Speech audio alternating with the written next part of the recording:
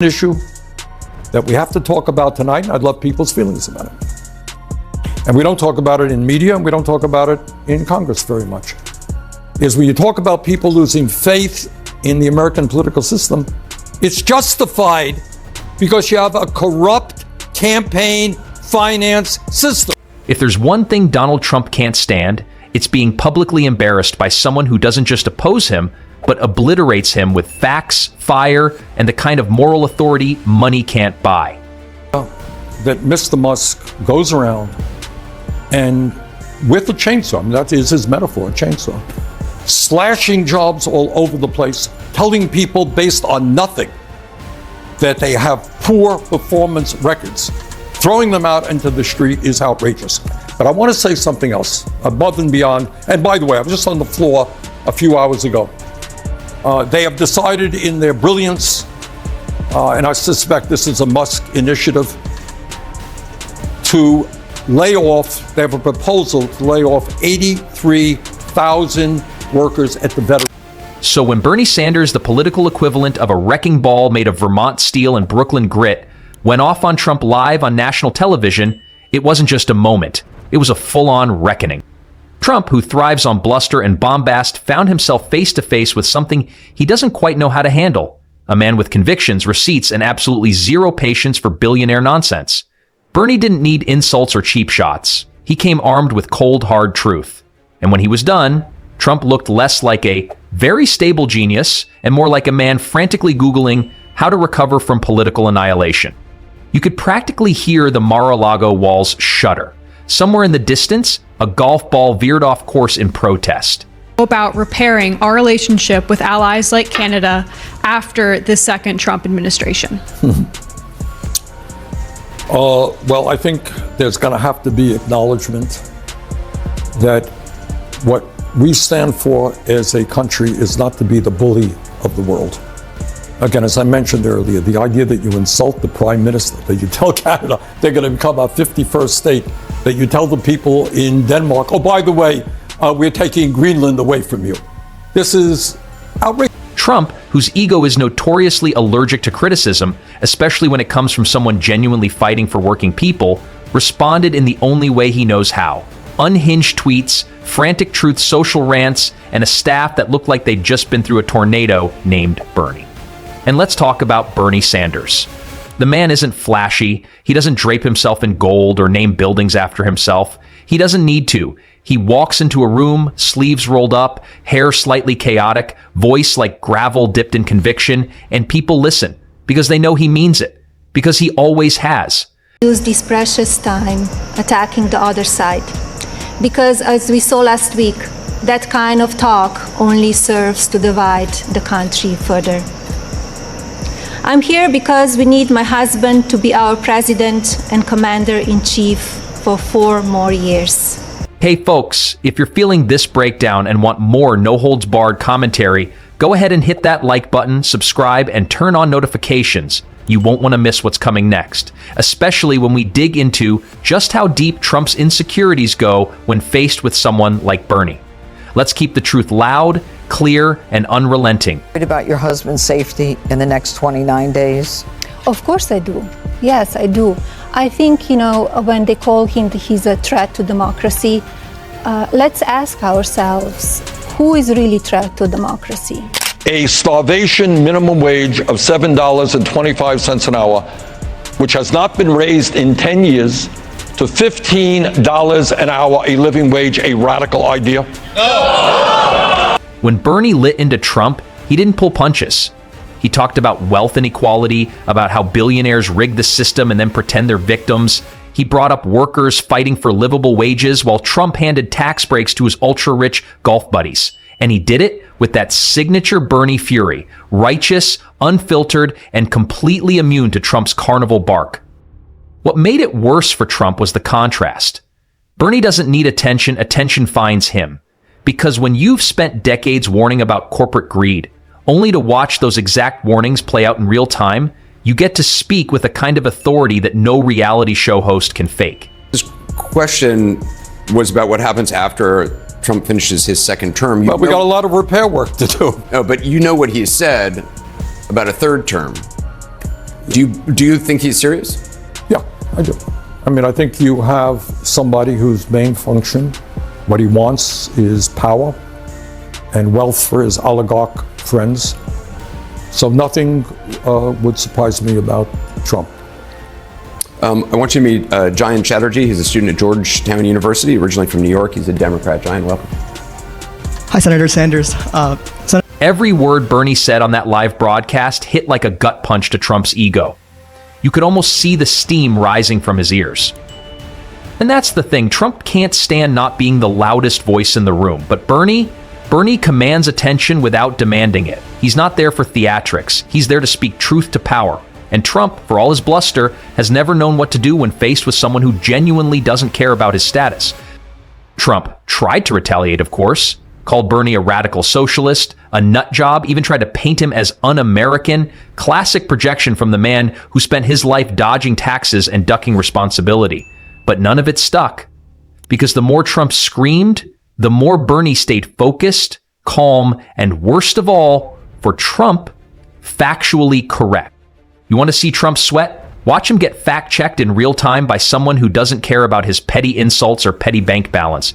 Watch Bernie say, "Let me be clear," and then proceed to drop more truth in 30 seconds than Trump has managed in 30 years. It's brutal. It's beautiful.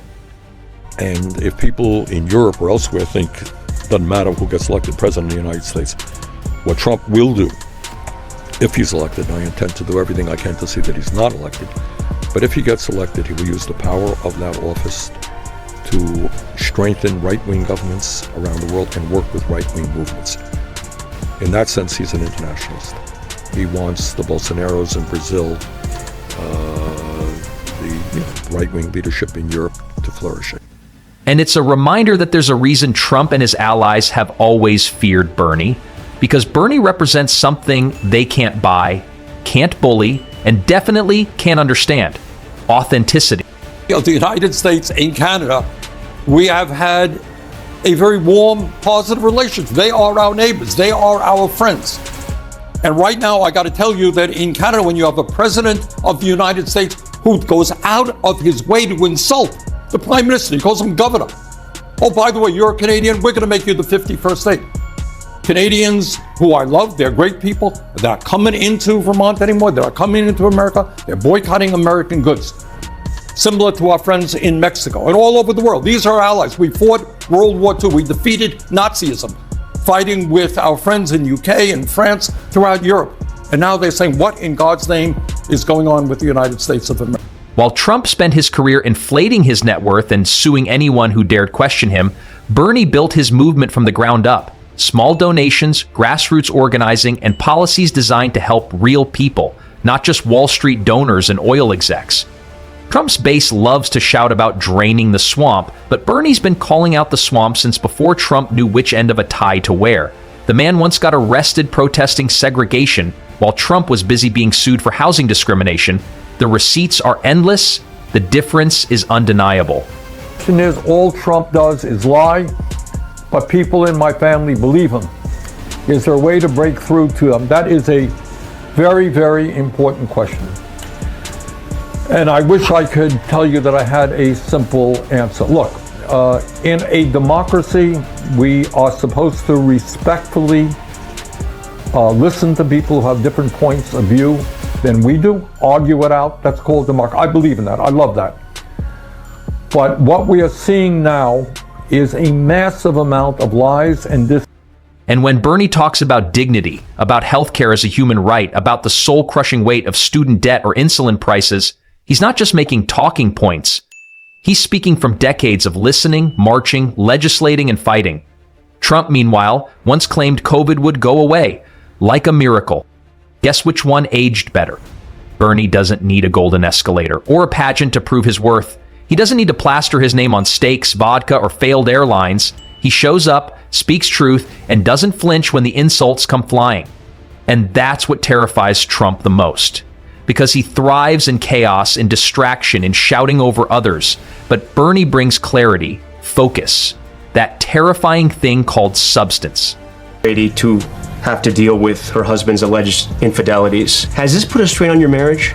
It is not concern and focus of mine. I'm a mother and a first lady, and I have much more important things to think about and to do. I know people like to speculate, and media like to speculate about our marriage. You mentioned you still have a good marriage. Do you love your husband? Yes, we are fine. Yes. It's what media speculate, and it's gossip. It's not always correct stuff. So when Bernie said, "We are tired of a government that works for the billionaire class and not for working people," it wasn't just a slogan. It was a declaration of war on everything Trump stands for. And judging by the look on Trump's face, he felt it. He tried to laugh it off, but we all saw it. The twitch of the eye, the nervous fidgeting, the forced grin. The man who called himself the voice of the forgotten got eviscerated by someone who's actually been fighting for those forgotten all his life. And if you really want to see how deep this rivalry runs, just watch how Trump and his allies scramble whenever Bernie gets airtime. Suddenly, it's socialism fear-mongering, wild comparisons to Venezuela, and desperate attempts to paint Bernie as some kind of dangerous revolutionary.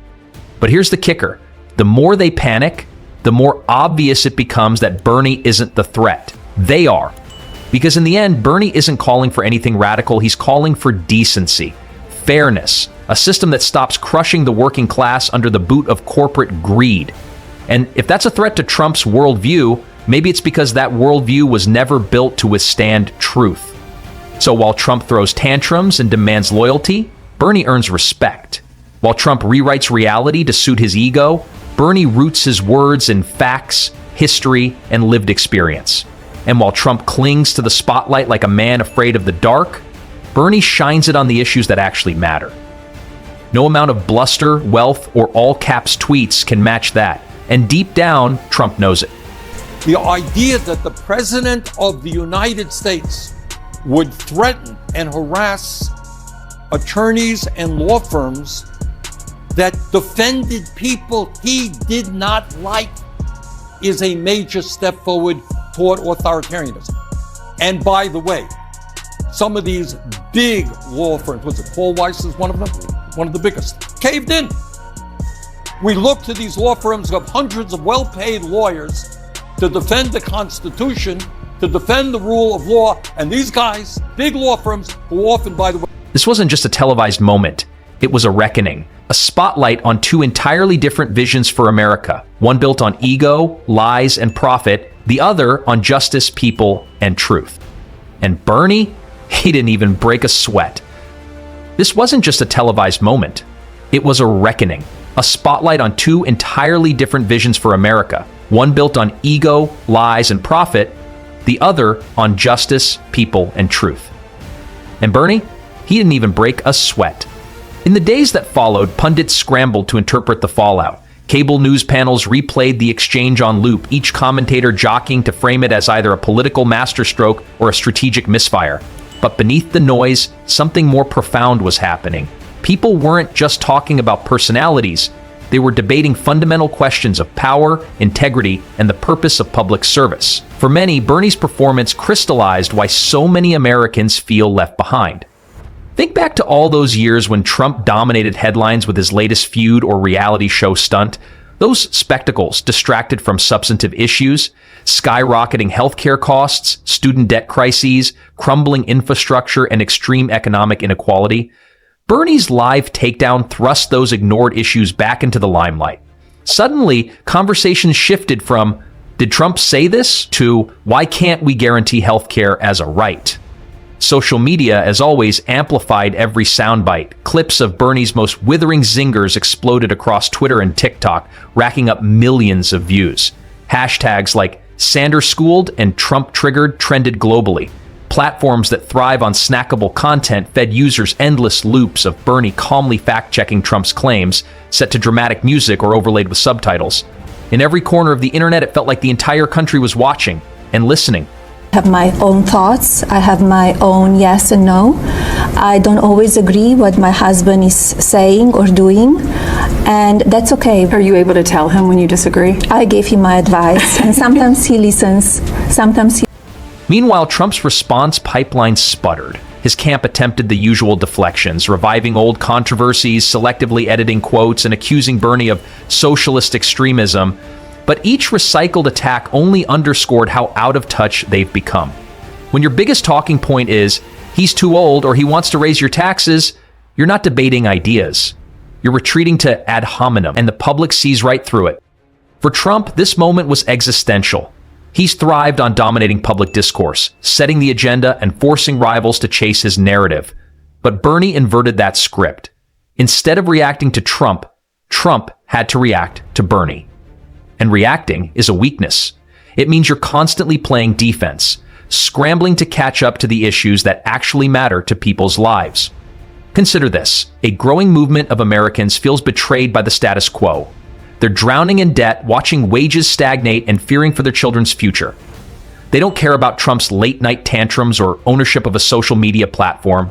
They care about whether they can afford insulin, buy a home, or retire with dignity.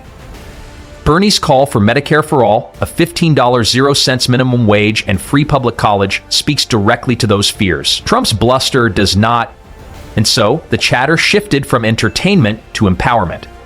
Grassroots organizers use Bernie's moment to drive phone banks, register new voters, and push for local town halls. Across red, blue, and purple districts, volunteers asked neighbors, "Did you see Bernie's takedown? What do you think about universal health care?"